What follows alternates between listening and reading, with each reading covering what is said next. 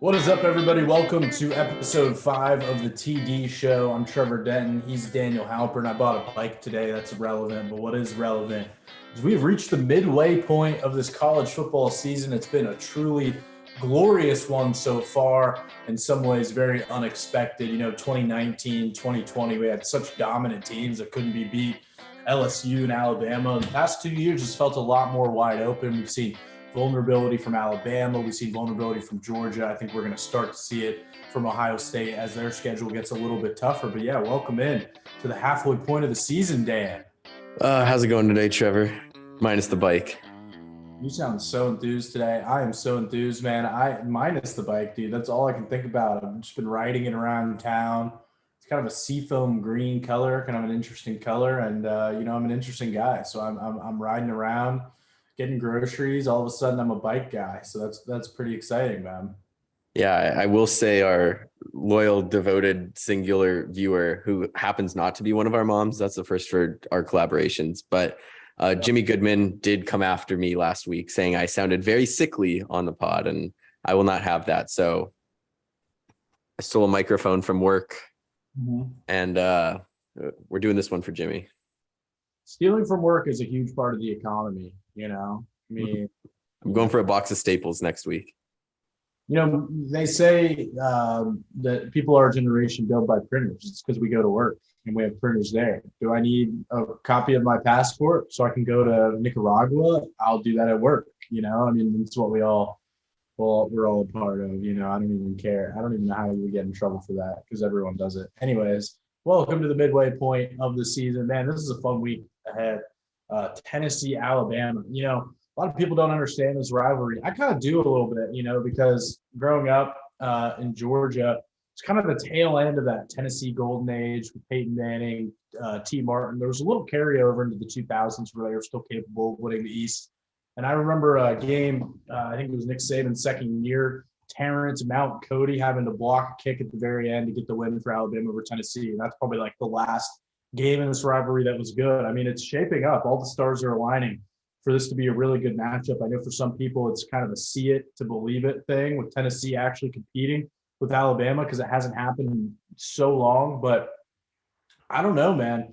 Tennessee feels legit. Their defense has gotten better. I've been so high on Hendon Hooker, dude, for a while. I mean, I used to not really, I wouldn't say cover him, but we would run highlights when I was in West Virginia of him, and I watched a lot of him and Khalil Herbert. I want to look this up. He had a game that I knew he was like special. Let me see this. It was like the craziest stat line that I've ever seen.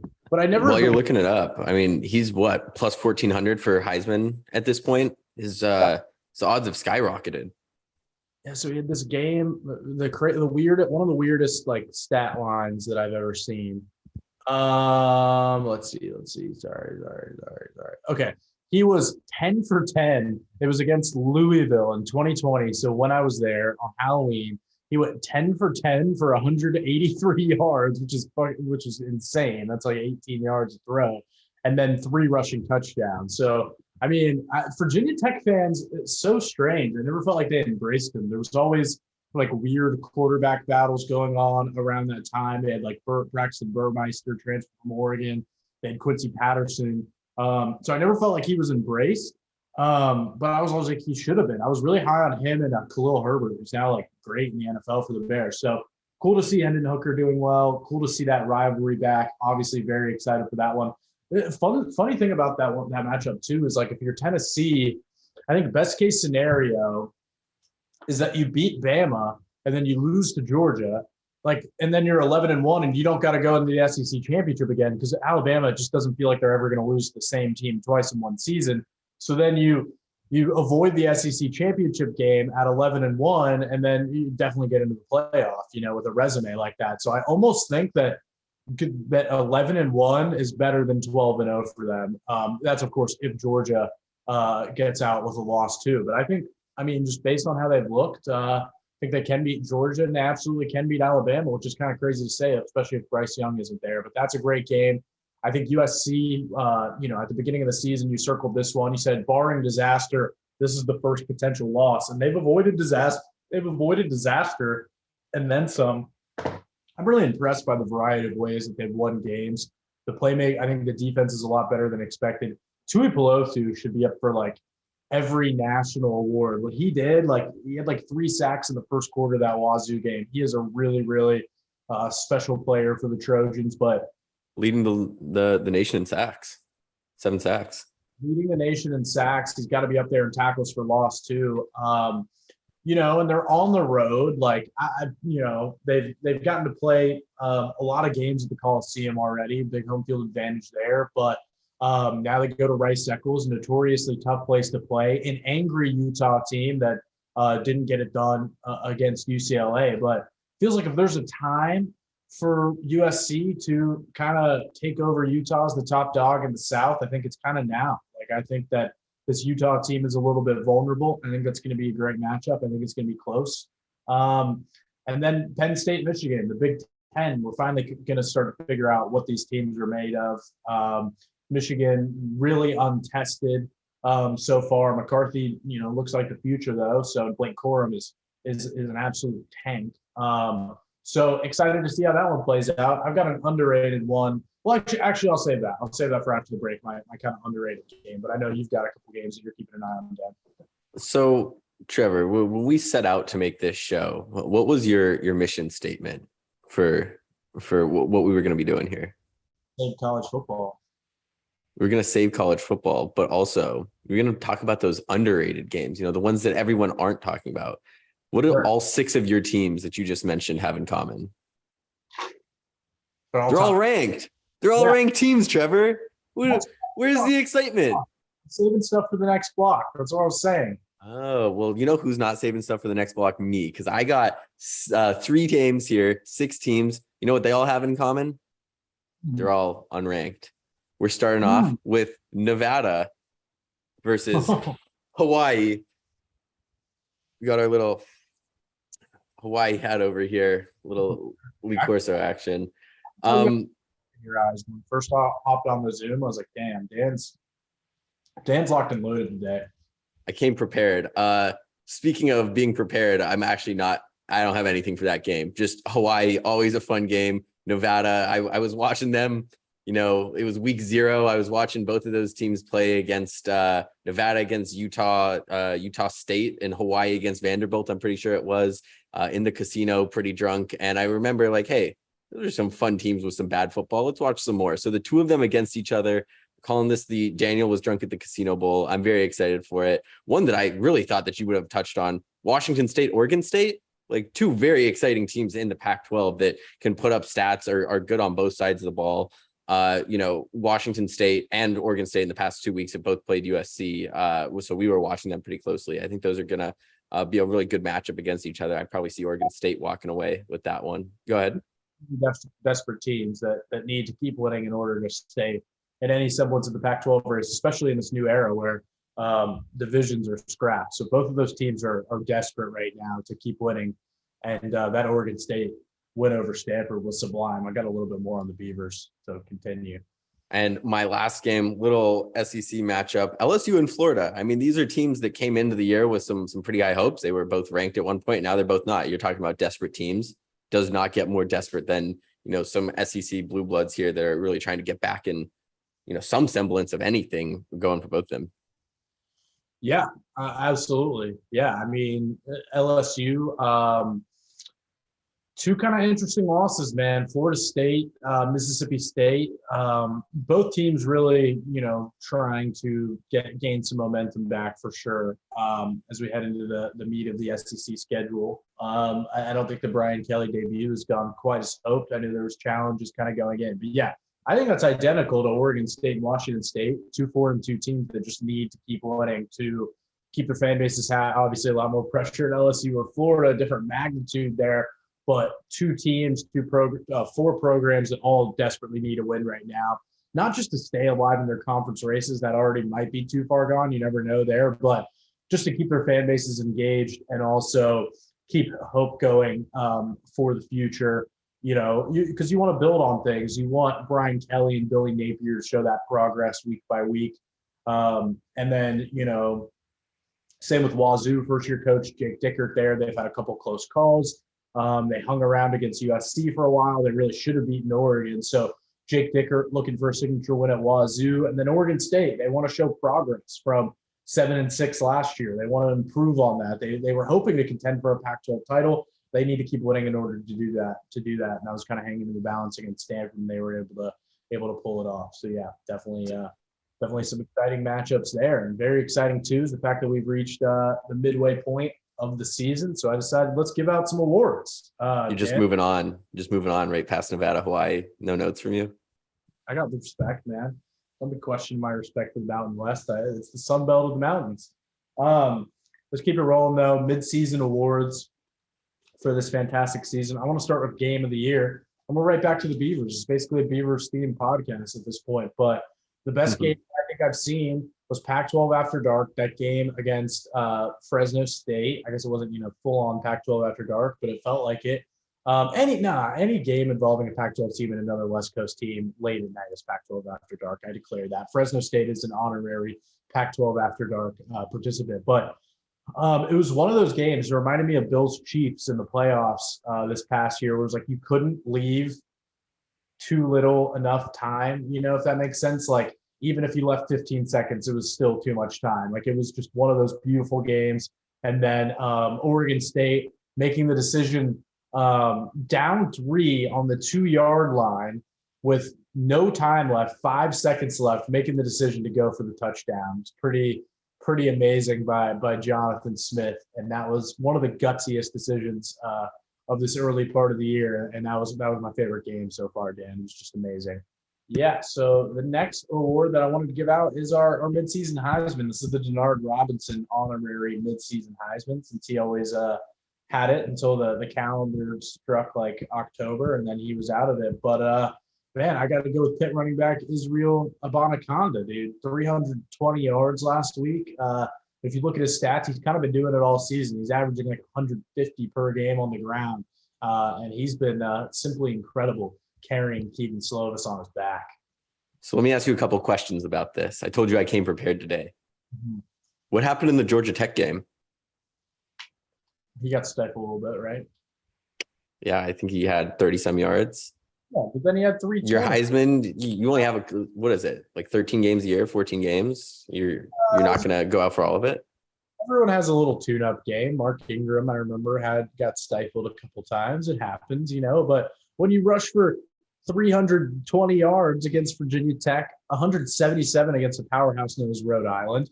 Oh, yeah, and we just talked about how good Tennessee was. He had 154 against them. So I think he's been great.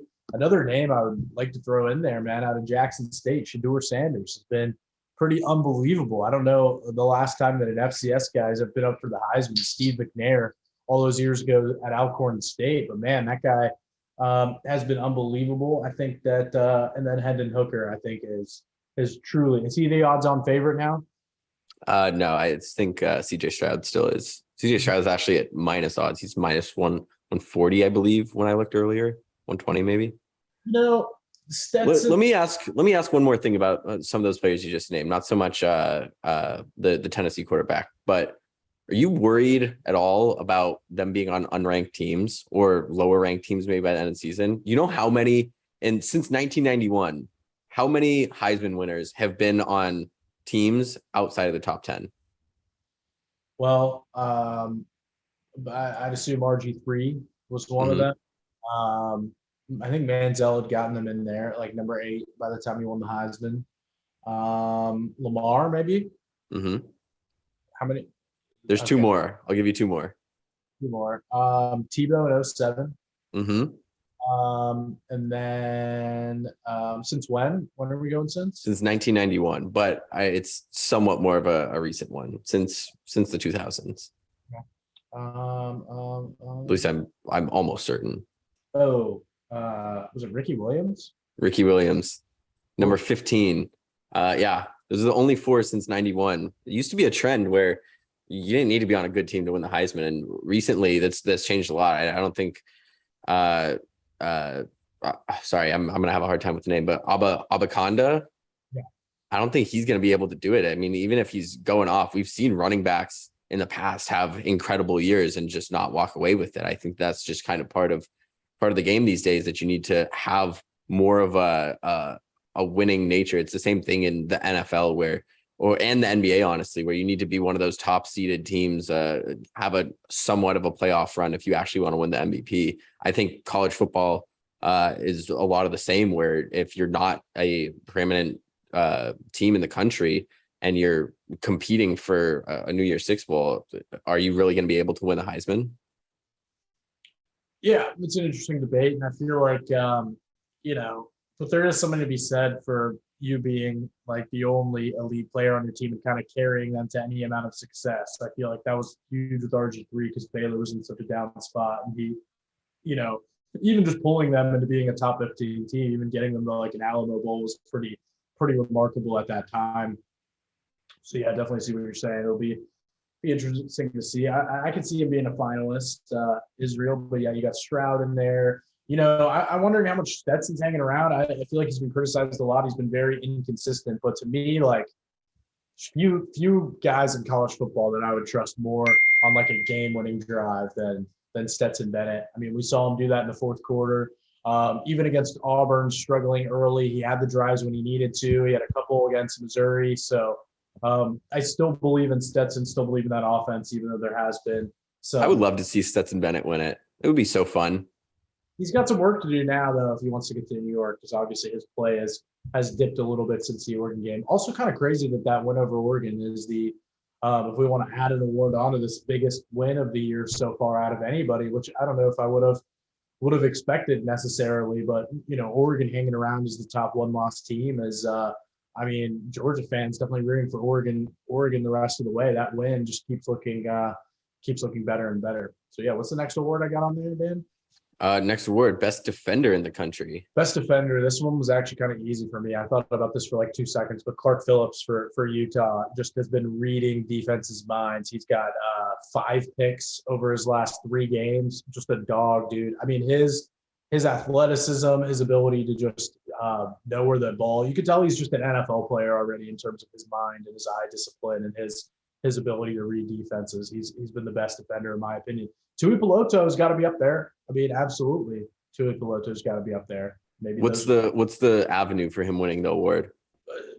They're just obviously do different things. I think that I think that probably just Clark has swung games more than Tuli has so far. Like I think that Tuli played a big part in that Washington State game. They might not win that without him, but other than that, I don't know if he's had put the team on my back type of performances that Clark Phillips has had so far. But yeah, I mean it's close. But 2 guys out of the Pac-12 too. Like I can't really think of any guys across the country that have impressed me as much as those 2 guys. So.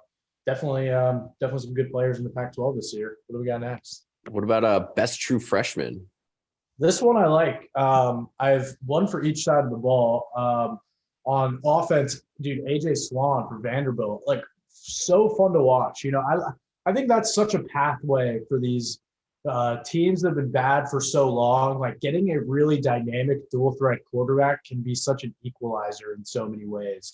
Like where it's difficult to scheme against. And they had a halftime lead over Ole Miss this past week based on AJ Swan and what he can do through the air and through his legs. He won the starting job kind of a couple of weeks ago, and he's just been absolutely cooking. And, that brings hope if you could keep him. I always think about that. I'm like, man, is that guy just going to be on Alabama next year when, if they don't like what Jalen Milroe brings and Bryce Young, obviously leaves for the NFL, which he will, does a big team bring him in? That's kind of the challenge now with the transfer portal is how do you keep a guy like an AJ Swan who's like clearly head and shoulders above his situation,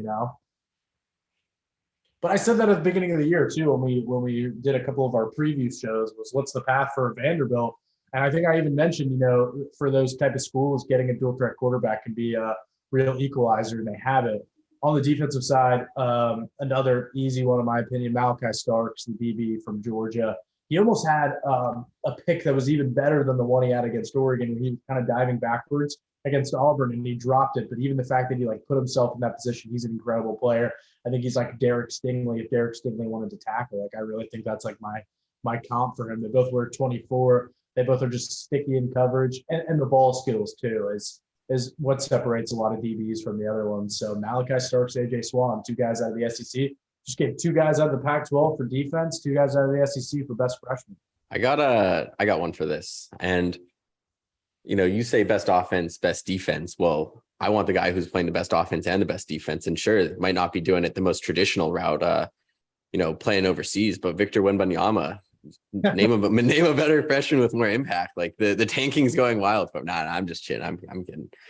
All right, best moment of the year. I'm going to start off with this. I know you were having a little bit of trouble with it, but for me, I had no trouble at all. And to be fair, I guess it's kind of cheating because it's 2 moments. But App State beating 6th ranked Texas A&M and then winning off of a tipped Hail Mary the next week. This team was the hottest thing in football for 2 weeks and then, fell apart before and after that. But hey, we're talking about best moments, and it doesn't get much better than that.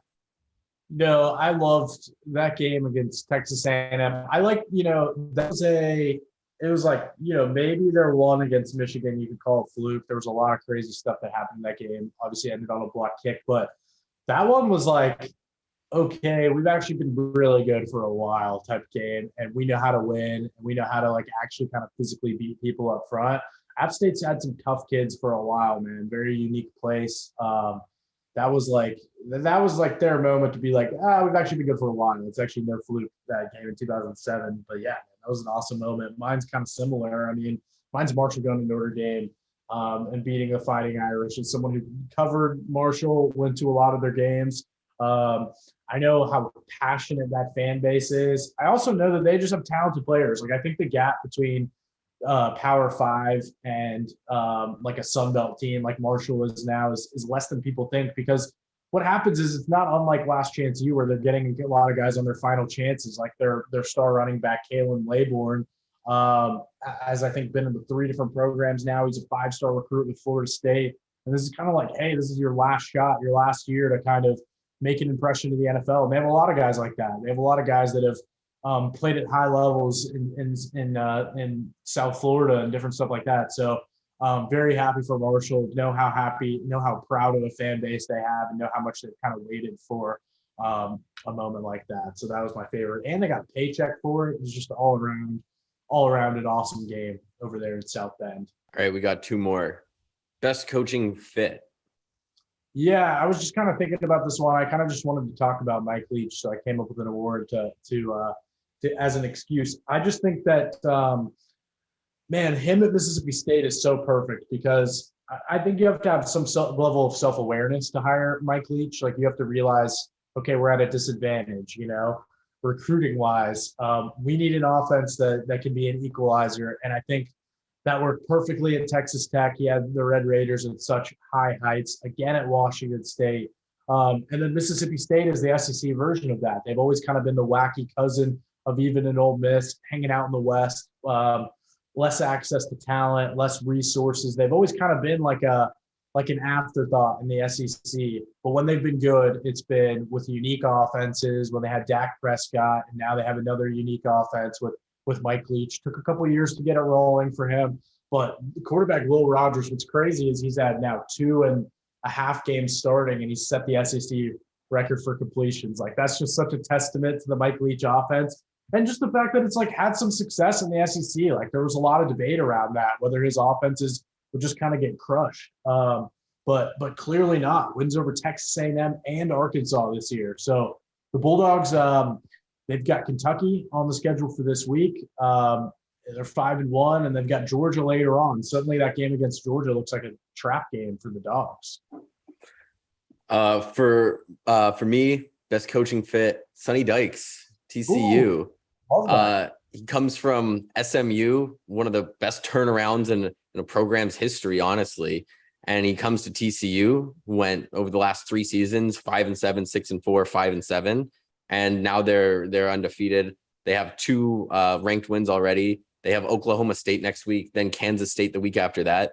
This team legitimately could have a playoff spot by the end of the season if all the dice rolls their way. Like it's not the easiest path, but if they're undefeated, they're going to have 5 or 6 ranked wins against solid other Big 12 teams. And I like how they look at this point in the season. Last week against Kansas, I feel like a lot of people were watching that game around the country. Interesting. There's a lot of horrible calls just in general. I'm going to take like a quick little aside here. Please. Where would you rank? I mean, you were actually able to sit back and watch the games a little bit last week.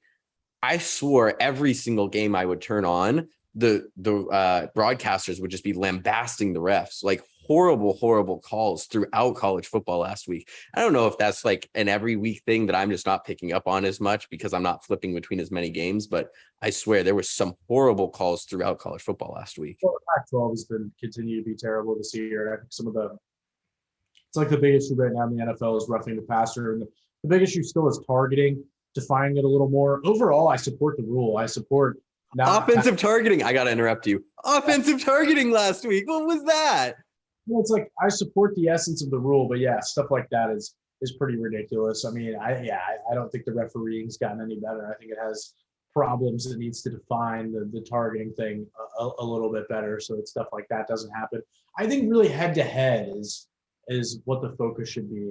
Is just completely removing that from the game. That I support. I think sometimes it's really hard though to avoid some of the other targeting calls when you're aiming at a guy's chest. I just think that, we might be headed. I don't know. The protection of the quarterbacks is kind of the central part of it. But when stuff like that happens, like the Washington State guard getting called for targeting, I've never seen anything like that. So yeah, that definitely needs to be cleaned up for sure. And our final award goes to the best team. Drum roll. What do you got? Yeah, I'm sticking with Georgia. I know they've had challenges, but like I said, best win. I think Alabama showed vulnerability too. But I do think maybe the second best one was going on the road and beating Texas, I think, for Alabama. So I think they're right behind them. I think Texas with Quinn Ewers is a fascinating team to keep an eye on in the Big 12. What they did to Oklahoma was downright rude, illegal even, what they did to Oklahoma. So I think those are the two best wins, but I'm still giving the edge to Georgia. It's going to break.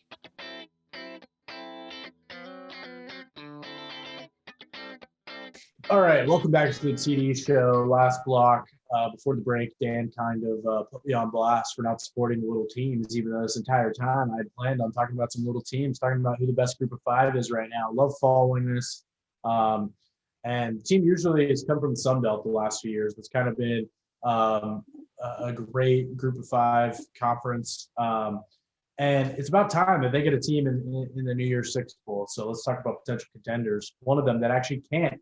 Well, one of them is Coastal Carolina, still undefeated, very sneaky, not in the rankings. I think that's disrespectful for what Grayson McCall and those guys have been able to do the last couple of years. They've got a big game against Old Dominion, big game against the Monarchs. And then my other one, James Madison, which is not – dude, they need to change that rule. They're apparently not eligible for a bowl game because it's their first – yeah, it's like your charter year in the FBS. You have to like be grandfathered in to be able to compete for a conference title or a bowl game. The Dukes are undefeated, dude. They're 25th in the nation in their first year in FBS. They've been a problem in the FCS for a long time. And that's, I've said this before on here too, but that's such a good result of conference realignment. If you're looking for the bright side, is that what happens is, everybody's moving up and the ladder goes all the way down and suddenly there's opportunities for FCS schools to come into the fold. And it's really fun to see James Madison hanging in there at 25th. So those are the two for me. Those are the top two, James Madison and Coastal Carolina in the battle for best group of five team. Might not be competing for the best group of five team, but we all know, and as Jimmy will always point out, he's getting name dropped a lot on this show, mostly by me. I apologize for that, but he always says I don't know really anything about college football, and I know a little bit, but I could probably do a little bit more. And when I'm going through and doing my research and trying to just find some interesting things I want to talk about every week without fail, UAB catches my eye. Like the Blazers, it's a dragon. It's the coolest thing, and this is going to lead a little bit into Dan Asks. I'll get to that in a second, but is there a path forward for UAB where they could win the Conference USA title? Yeah, I mean they were just in it a couple of years ago. They were a really good coach, Bill Clark, and he's been there for a little while. He was part of the rejuvenation because you remember they had that whole controversy where they were cutting football, which like I get that you're trying to save money, but cutting a football team in Alabama doesn't seem like a good way to. Not at all. They cut it. He came back. Oh, what am I saying? He left. He left before the season. But what he's built at UAB has been impressive. They're 2-3 this year. But yeah, I mean, absolutely, they've got a good recruiting base right there. And yeah, I support the Blazers, dude. I've been a long time supporter of the Blazers. It's funny you say that, about just their name and their helmets, dude. Like that, when they came to play Georgia one time when I was a little kid, and I was blown away. Like I didn't know you were allowed to be a team that wasn't the Bulldogs or the Tigers or, the two names that we have in the SEC. So that was unbelievable. Being like, Dad, like what? Who are those guys? Like that's the team. That's a cool team in college football. So I'm with you, but yeah, absolutely, absolutely, UAB can be a Group of 5 powerhouse at some point. Love it. All right, it's time for the segment Sweeping the Nation. By nation, I mean me sitting in a chair over here. Dan asks. We've been talking a lot of football, and our viewer base is very diverse and into different things. So maybe we shouldn't just talk about college football on this college football podcast and the plays on the field. But, what really defines a team, Trevor? And I would say it's 3 things: their uniforms, their team name, and their live mascots. So Dan asks Trevor Denton, who has the best uniforms, who is the best mascot - team name, and then who has the best live mascot? Live mascots already, wrapped up. That's easy, but we'll get to that last. But best uniform first. What do you got? Love this. These are such important pillars of college football and the diversity of the sport that we love. Best uniform. Would you rather have like that iconic helmet or a dual threat quarterback? I think the iconic helmet is helping you win more games. Absolutely. Totally agree. I used to really like TCU and their color scheme. So that's kind of up there for me. Obviously, you have to mention Oregon. Oregon, it's interesting too. It's like, I'm so like immune to it now, I guess, when they do like their uniform reveals. I'm like, yeah, like they always have crazy uniforms. What I miss though is the big O. I miss the big O on the helmet. I don't hear anybody saying that. I feel like I never have any of the same opinions as Oregon people, which I don't know if that's good or not, but I'm always like, dude, get the big O back on there. Like I remember when they had the matte black ones that they wore against LSU in their season opener one year, and they had these chrome fiber ones that were like silver that they wore against Oregon State in 2010 that I loved, but I missed the big O on there. So that docks Oregon for me. And it might be basic to say like Penn State, but it's just so clean. Who else do I really, really like? Man, that's a good question. TCU. Of anybody like in the Mountain West, dude, Coastal. I'll go ahead and put Coastal in there. I think that's the best. Solid. I think it's the best color scheme. Them or TCU. Cleanest overall. Yeah, man. I think those are it for me. I mean, you can't go wrong with the USC Trojans either. Like USC Trojans just evoke like instant like class and dignity in their colors. So I think that's probably the best in the Pac-12 for me. Yeah. I like Miami's uniforms. The U, I think that's as clean as it gets. Sure, Penn State, but that's basic. Throw a little bit of color in there, nice contrast. What about team name? I don't think if I have any other underrated uniforms. No, Coastal. I mean, I love the teal. Yeah, man. Everyone has pretty sick uniforms now, so it's become less and less special. But yeah, I like those. I like the ones that WVU wore in the beginning of the year. Their Country Roads uniforms. So yeah, lots of good ones. Best team name, dude. Horned Frogs has always stuck out as a big one. Solid. We're stuck on TCU today. I mean, Thundering Herd is absolutely ludicrous to have as a name. Love it. And last, live mascot. Okay. Next question. Oh, Trevor. You want the buffalo? You want me to say the buffalo? Ralphie, come on. It's a buffalo who runs around the stadium. That's pretty cool. You got to admit. And I'm not trying to take anything away from the adorable slobbering dog that Jordan Hunter thought just leapt at an Auburn person this year, which I thought was very cute. It does not get much better than, being able to just say, where have you been? It's iconic.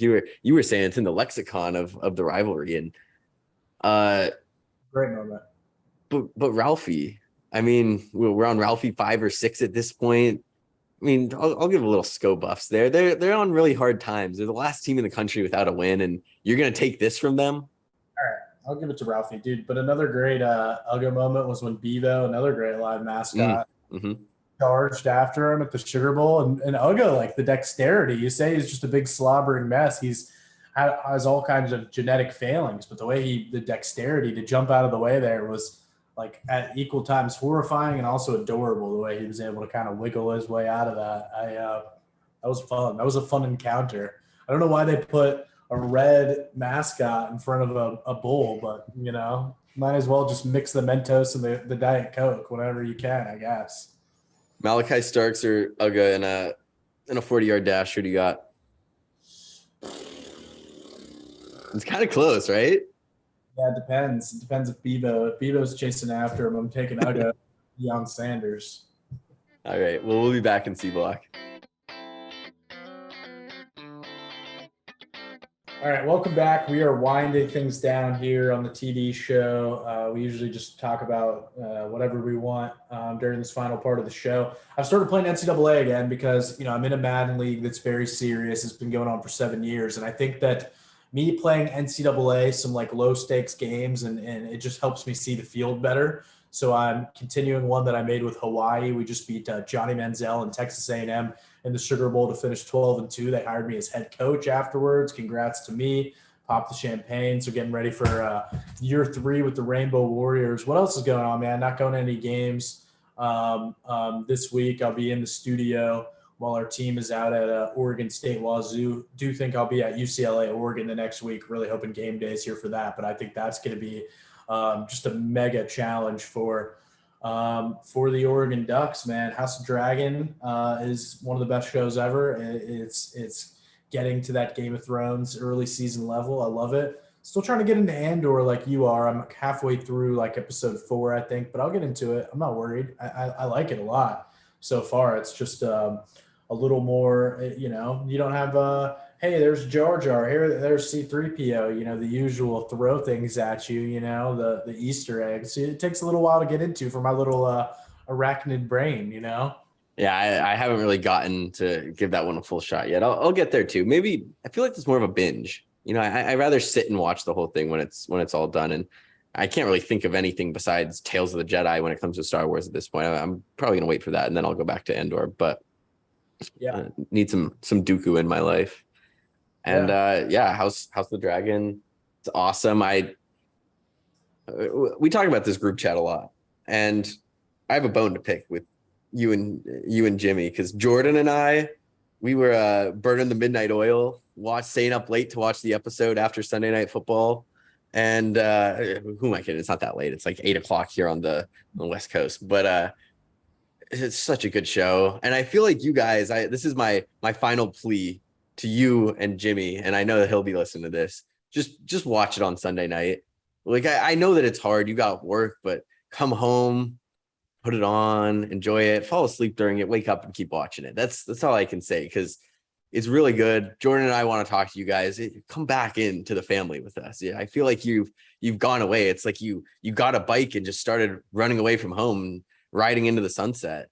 It's sad. Come home. So excited about the bike, about to hop back on it in just a second now that you say that. But yeah, I mean, the obstacle to that is that, I get home at midnight. I get hyped up for that final 11 o'clock show. So I get too hyped up, and then it's like hard to come down after a show, and you have to bring all this energy. So it takes me a couple hours, and I never want to go immediately into like chill mode and watching. Like I usually go for a walk, or I play video games. Like I kind of need to keep doing stuff. And then by like 2 a.m., I'm like, oh, can't really put it on anymore. I'll wait till like the next day, but I'll try my best. Like it just requires me getting home and sitting down and watching it, which is sometimes tough. I can barely sit still, let alone have my attention span for that long. But yeah, man, super pumped about that show. I just think they did a good job, and it reinforces my belief that we need to go into the Old Republic for Star Wars. That is the future of the franchise. Oh yeah. And creating new twists that we don't see coming, the whole essence of the Old Republic game is like, you find out that you're the Sith Lord the whole time. You're playing as a Jedi, and the final twist is that you've been the Sith Lord this entire time. Like some stuff like that is what Star Wars needs to pull. Get away from this timeline a little bit. But yeah, I've said that before as well. But yeah, man, life is good. I got a bike. What more do you want me to say? It's kind of a seafoam green. It's like a Coastal Carolina bike. I like it. Guess we'll see you next week.